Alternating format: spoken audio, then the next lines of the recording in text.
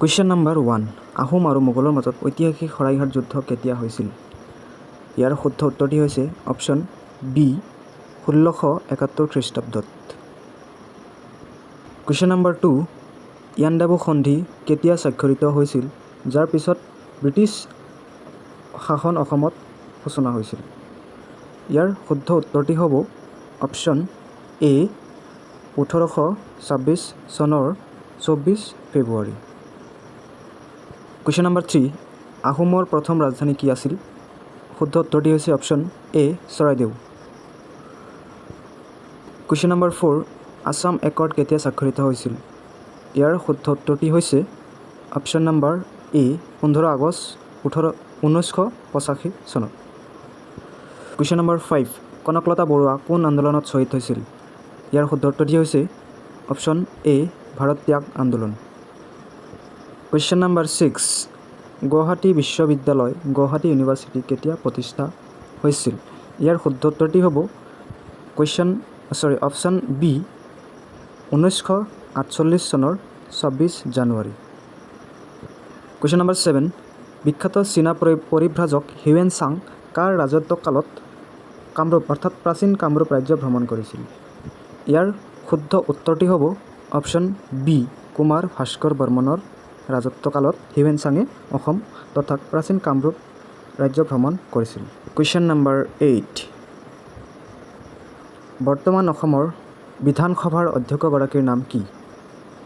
ইয়াৰ শুদ্ধ উত্তৰটি হ'ব option number C Ranjit Kumar Das. Question number 9 লোকসভাৰ সদস্য হ'বলৈ ন্যূনতম বয়স হৈছে অপশ্যন নম্বৰ বি 25 বছৰ। কুৱেশ্যন নম্বৰ 10 ৰাজ্যসভাৰ অধিৱেশনত কোনে সভাপতিত্ব কৰে? ইয়াৰ শুদ্ধ উত্তৰটি হৈছে অপশ্যন ডি উপ-ৰাষ্ট্ৰপতি। দেশৰ উপ-ৰাষ্ট্ৰপতিয়ে ৰাজ্যসভাৰ অধিৱেশনত সভাপতিত্ব কৰে। কুৱেশ্যন নম্বৰ 11 কোনো ৰাজ্যৰ মুখ্যমন্ত্ৰীক কোনে নিযুক্তি দিয়ে? ইয়াৰ শুদ্ধ উত্তৰটি হ'ব অপশ্যন চি ৰাজ্যপাল। সেইখন ৰাজ্যৰ ৰাজ্যপালে সেই ৰাজ্যৰ মুখ্যমন্ত্ৰীক নিযুক্তি। কুৱেশ্যন নম্বৰ 12 অসমৰ লোকসভাৰ সদস্য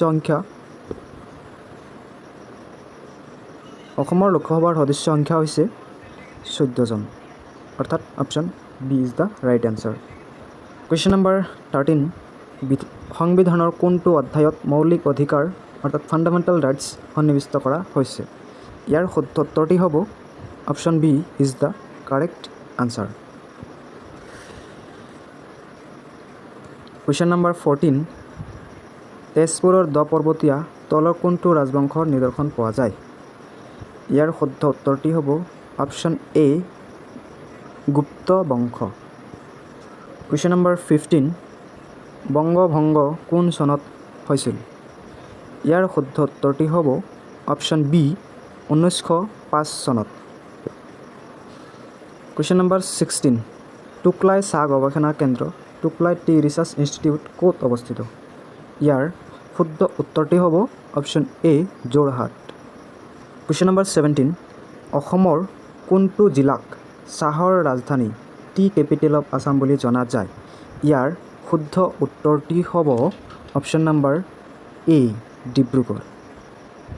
কুৱেশ্যন নম্বৰ 18 ভাৰতৰ সেউজ বিপ্লৱৰ পিতৃ বুলি কাক জনা যায়? ইয়াৰ শুদ্ধ উত্তৰটি হ'ব option A is the correct answer doctor M.S. Swaminathan.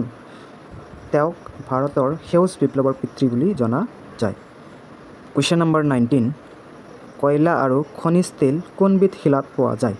ইয়াৰ শুদ্ধ উত্তৰটি হ'ব অপশ্যন বি গেদীয় শিলা অৰ্থাৎ B is the correct answer. Number 20 ওজন স্তৰ কোনটো স্তৰত অৱস্থিত? ইয়াৰ শুদ্ধ উত্তৰটি হ'ব অপশ্যন বি ষ্ট্ৰেটছফিয়াৰত ওজন স্তৰ অৱস্থিত। কুৱেশ্যন নম্বৰ 21 পৃথিৱীৰ আটাইতকৈ পুৰণি চহৰীয়া সভ্যতা কোনটো? ইয়াৰ শুদ্ধ উত্তৰটি হ'ব অপশ্যন বি সিন্ধু উপত্যকা সভ্যতা। কুৱেশ্যন নম্বৰ 22 ভাৰতীয় সংবিধানৰ কোনটো অনুচ্ছেদে শিক্ষাৰ অধিকাৰ নিশ্চিত কৰিছে?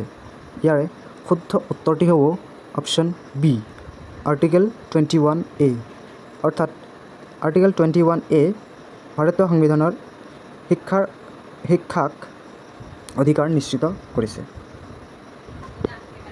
কুৱেশ্যন নম্বৰ 23 তলৰ কোনটো মৌলিক অধিকাৰ নহয়? ইয়াৰ শুদ্ধ উত্তৰটি হ'ব অপশ্যন নম্বৰ চি সম্পত্তিৰ অধিকাৰ অৰ্থাৎ সম্পত্তিৰ অধিকাৰ মৌলিক অধিকাৰত অন্তৰ্ভুক্ত নহয়। কুৱেশ্যন নম্বৰ 24 অসমৰ কোনখন চহৰক মেনচেষ্টাৰ অৱ আছাম বুলি জনা যায়?